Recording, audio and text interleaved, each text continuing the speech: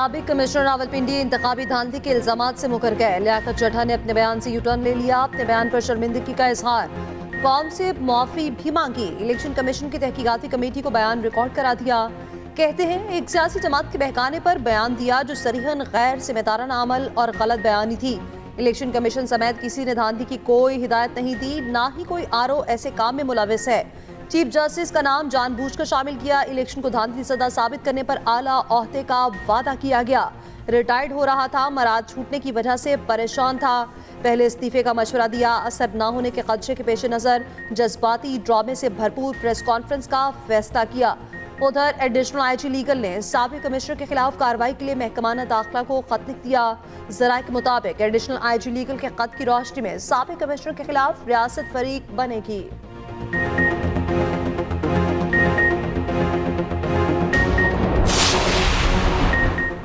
Election commission ने पंजाब और Sindh assembly में मखसूस नशिस्तों का नोटिफिकेशन जारी कर दिया। सुन्नी इत्तेहाद कौंसिल को मखसूस नशिस्तें मिलेंगी या नहीं, फैसला आज मुतवक्के। पंजाब असम्बली की 66 में से 42 मखसूस नशिस्तें अलॉट कर दी गई। नून लीग को खवातीन की 36, अकलियतों की 5 मखसूस नशिस्तें अलॉट। पीपल्स पार्टी को 3, काफ लीग को 2, IPP को 1 नशिस्त मिली। सिंध असम्बली में पीपल्स पार्टी को खवातीन की 20, अकलियतों की 6 मखसूस नशिस्तें मिली। खवातीन की 5, अकलियतों की 2 नशिस्तें MKM के हिस्से में आईं। खवातीन की 1 नशिस्त GDA को मिली। दूसरी तरफ इस्लामाबाद के तीनों हलकों से अंजुम अकील, तारिक फजल चौधरी और राजा खुरम नवाज की कामयाबी के नोटिफिकेशन बहाल।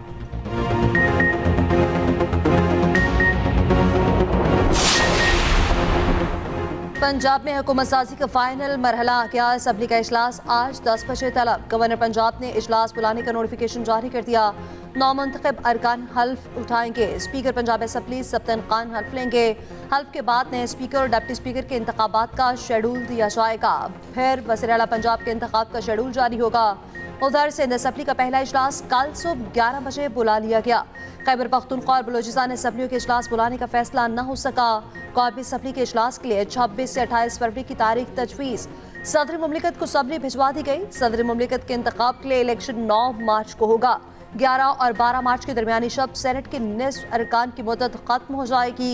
सेनेट इंतखाबात का शेड्यूल हुकूमत साजी के बाद जारी किया जाएगा।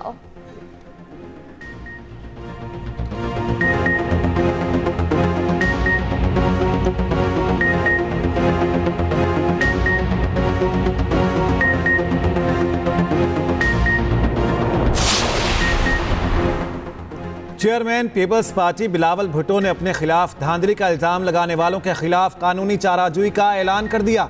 अपने इंतखाबी हल्के में धांधली के इल्जामात को गैर संजीदा नहीं ले सकता। सोशल मीडिया पर अपने पैगाम में कहते हैं NA 194 से 1 लाख वोटों की बढ़तरी से जीता। एक फ्रॉडिये ने मेरी कामयाबी को धांधली कहा।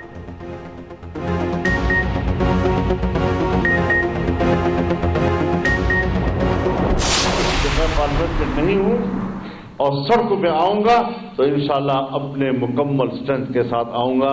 इसके साथ मुझे किसी और की तारीफ की जरूरत नहीं।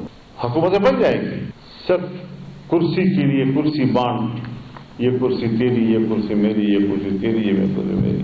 पीपल्स पार्टी की हुकूमत हो और मुस्लिम लीग शामिल हो या मुस्लिम लीग की हुकूमत हो, पीपल्स पार्टी शामिल हो, रोज एक दूसरे को ब्लैकमेल करते रहेंगे। मुबैना धांधली के खिलाफ JUI का एहतजाज का फैसला। जनरल काउंसिल ने करारदाद मंजूर कर ली।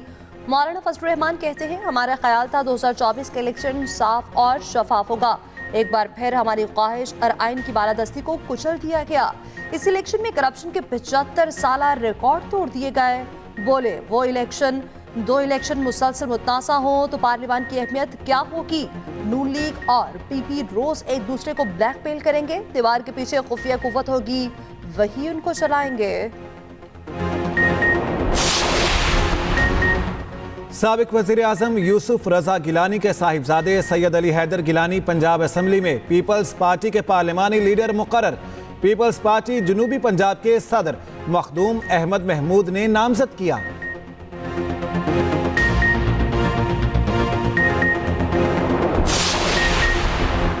बानी पीटीआई की बहनें कमरा अदालत में मुसर्रत जमशेद चीमा पर बरस पड़ी। मुसर्रत जमशेद चीमा ने रूपोशी के दौरान तकालीफ से आगाह किया। अलीमा और अस्मा खान ने डांट पिलाती। अलीमा खान बोली, जब मेरे भाई को जरूरत थी तो आप लोग छुपे हुए थे, पार्टी पर मुश्किल वक्त आया तो आपने प्रेस कॉन्फ्रेंस कर डाली। मुसर्रत जमशेद चीमा बातें सुनकर खामोश हो गईं। उस्मा खान ने कहा, मरियम नवाज वोटों पर डाका मारकर वज़ीर-ए-आला बन रही हैं। 9 मई केसेस में दोनों बहनों की जमानत में 16 मार्च तक तौसी। मुसर्रत जमशेद चीमा और जमशेद इकबाल चीमा की अबूरी जमानत में 6 मार्च तक तौसी।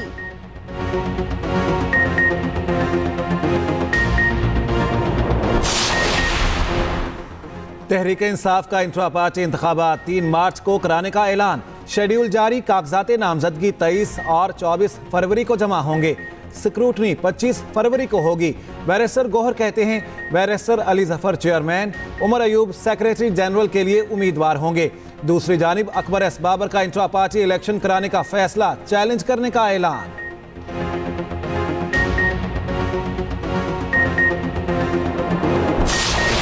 पैगंबर इस्लाम पर सल्लल्लाहु अलैहि वसल्लम जी, उनको किस नाम से याद किया गया है? कुरान रहमतुल्लिल आलमीन। इसका क्या मतलब हुआ? जी बिल्कुल ऐसे ही सर। नहीं, तमाम मतलब क्या हुआ? तमाम जहानों के लिए रहमत है। किसके लिए? मुसलमानों के लिए? नहीं सर, सब इंसानों के लिए? नहीं सर, आलमीन में तो सब परिंदों के लिए भी? जी ऐसे ही। ठीक है ना, ये बात अभी तक सही चल रही है ना? बजा है रहमतुल आलमीन है जी, ऐसे ही। ये कहाँ लिखा हुआ है? कुरान पाक में जी। कुरान मैं आपसे थोड़ा बेहतर चाह रहा था। देखिए, ये बातें हैं जो ये पब्लिक इंटरेस्ट मैटर्स हैं। एक अदालती फैसले की गलत रिपोर्टिंग की वजह से गलत फहमियां पैदा की जा रही हैं। दूसरी आईनी तरमीम से जिसमें मुसलमान की तारीफ की गई, इन्हिराफ का तासुर बिल्कुल गलत है। सुप्रीम कोर्ट के एलामिया के मुताबिक कोई समझता है किसी इस्लामी असूल या आईनी कानूनी शक की ताबीर में गलती हुई तो तस्हीह अहले इल्म की जिम्मेदारी है। किसी को नजरसानी से पहले रोका ना ही अब रोकेंगे। उधर दौरान समाज चीफ जस्टिस ने रिमार्क्स दिए कि तमाम अंबिया कराम ने नबी करीम सल्लल्लाहु अलैहि वसल्लम के पीछे नमाज पढ़ी। उनका मतलब था कि आप सल्लल्लाहु अलैहि वसल्लम के बाद बात खत्म। नबी आखिर ज़मां सल्लल्लाहु अलैहि वसल्लम को रहमतुल आलमीन कहा गया। उसका मतलब क्या हुआ? हमें नबी सल्लल्लाहु अलैहि वसल्लम से ही रहनुमाई लेनी है। अल्लाह ने हमारे प्यारे नबी को हबीबुल्लाह का लक़ब दिया। हमारा आइन खोले, सबसे पहले क्या लिखा है? या सिर्फ इस अमल पर सियासत करना चाहते हैं? उनसे कहना चाहता हूं, ये एक कानूनी मामला है।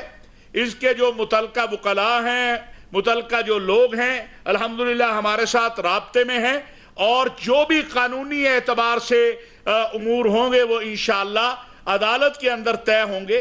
कुछ लोग जो सोशल मीडिया प्लेटफॉर्म्स को तशद्दुद पर उकसाने के लिए इस्तेमाल कर रहे हैं, ये सरगर्मी खिलाफ कानून है और हुकूमत ऐसी तमाम गैर कानूनी सरगर्मियों के खिलाफ कानून के मुताबिक सख्त कार्रवाई करेगी। ख़त्म नबूवत हमारा ईमान और अकीदा है। कुछ लोगों ने अकीदा ख़त्म नबूवत सल्लल्लाहु अलैहि वसल्लम पर सियासत की।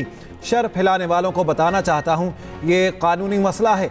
वज़ीर आज़म के नुमाइंदा खुसूसी हाफिज़ ताहिर अशरफी की न्यूज़ कॉन्फ्रेंस। वज़ीर इत्तलात मुर्तज़ा सोलंकी ने कहा, इजहार राय की आज़ादी लामहदूद नहीं, कानून के ताबे है। कुछ लोग सोशल मीडिया प्लेटफॉर्म को तशद्दुद भड़काने के लिए इस्तेमाल कर रहे हैं। ये सरासर गैर कानूनी है। इंतशार फैलाने वालों के खिलाफ कानूनी कार्रवाई की जाएगी। उधर सोशल मीडिया पर जजिस के खिलाफ मुहिम चलाने वालों के गिर्द घेरा तंग। चीफ जस्टिस पाकिस्तान के खिलाफ धमकी आमेज मुहिम चलाने वाला मुलजिम गिरफ्तार। रावलपिंडी के अब्दुल वासे का रिमांड मंजूर। आज एक खत जारी होगा और वो खत जो है वो IMF को जारी किया जाएगा। अगर IMF ने कोई बातचीत करनी है तो पहले वो ये कंडीशन ये वाजे कर दे कि ये जो रिगिंग हुई है जितने हलकों में, उन हलकों के ऊपर ऑडिट हो और वो ऑडिट के बाद वो फैसला करे कि जहाँ जहाँ धांधली हुई है वहाँ वहाँ जो कैंडिडेट्स जीते हैं उनका नोटिफिकेशन करे। पीटीआई का IMF को खत लिखने का ऐलान। मुबैना धांधली के खिलाफ पानी पीटीआई आलमी इदारे को खत लिखेंगे। सेनेटर अली जफर कहते हैं, IMF ने बातचीत करनी है तो पहले धांधली का ऑडिट कराए। ऑडिट में जुडिशरी का दखल भी हो। ऑडिट नहीं होता तो IMF से कर्ज लेना नुकसानदेह होगा। IMF यूरोपीय यूनियन का मेरिट है कि गुड गवर्नेंस हो। बैरिस्टर गौहर ने कहा कि चोरी की मैंडेट पर जमहूरियत नहीं चल सकती। अवामी फैसले के बाद बानी पीटीआई के खिलाफ तमाम फैसले खत्म हो गए।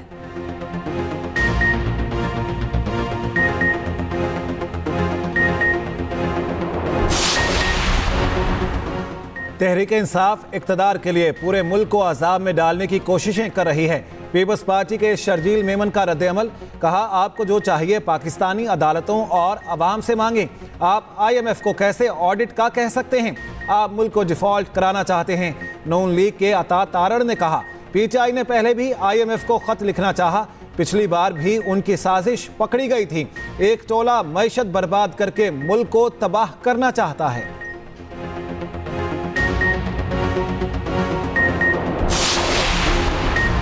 स्टैंड बाय प्रोग्राम, IMF की 26 में से 25 शराइत पूरी। निगरान हुकूमत ने रिपोर्ट IMF को भेज दी। 1 अरब 10 करोड़ डॉलर की आखिरी किस्त के लिए मुज़ाकरात नई हुकूमत के साथ मुतवक्के।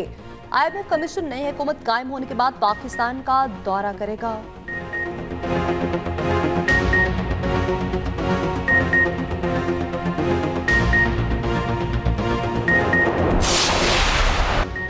HBL PSL 9 में जोर के जोड़, कोयटा ग्लैडिएटर्स ने इस्लामाबाद यूनाइटेड को 3 विकेट से हरा दिया। यूनाइटेड ने पहले खेलते हुए मुकर्ररा ओवर्स में 9 विकेट के नुकसान पर 138 रन बनाए। इस्लामाबाद की बैटिंग फ्लॉप, कोई खिलाड़ी जमकर ना खेल सका। सलमान आगा 33 रन बनाकर टॉप स्कोरर रहे। कोयटा के इब्रार और वसीम ने 3-3 विकेटें लीं। जवाब में कोयटा की टीम ने हदफ 19 ओवर्स में पूरा कर लिया। जैसन रॉय ने 37, शरफाइन रदरफोर्ड ने 29 रन बनाए। कप्तान रायली रोसोव 34 और मोहम्मद आमिर 11 रन बनाकर नॉट आउट रहे। नसीम शाह और शादाब खान ने 2-2 खिलाड़ियों को आउट किया।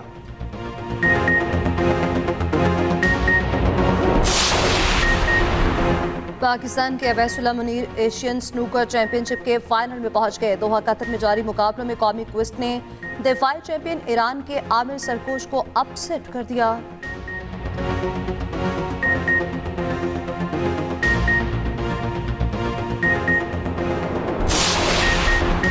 नामजद वज़ीर आला पंजाब मरीम नवाज ने सूबाई इंतजामियों को रमजान पैकेज की तैयारी की हिदायत कर दी। पार्टी सराय के मुताबिक मरीम नवाज ने हिदायत की अवाम को आटा, घी, दाल, चीनी और दीगर अशिया की खरीदारी पर रिलीफ दिया जाए। इंतजामिया रमजान बाजारों के हवाले से अभी से इक़दाम करे।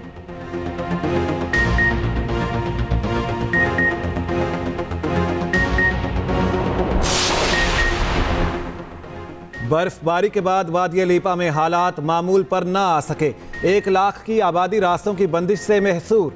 लैंडस्लाइडिंग के बायस दीगर इलाकों से राब्ता 5वें रोज भी मुनक़ता। इंटरनेट मोबाइल सर्विस 4 रोज से मुतासिर।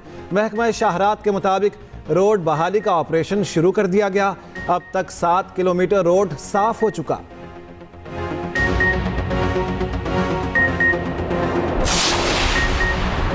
कराची बोर्ड के मैट्रिक नताइज 2023 में हेराफेरी, पूरी इम्तिहानी टीम नताइज में हेराफेरी की जिम्मेदार निकली। निगरान वज़ीर आला सिंध को इंक्वायरी रिपोर्ट मौसूल। रिपोर्ट के मुताबिक controller, deputy controller, assistant controller और IT टीम गैर जिम्मेदार पाई गई। एंटी करप्शन एस्टेब्लिशमेंट से मज़ीद तहकीकात की सिफारिश।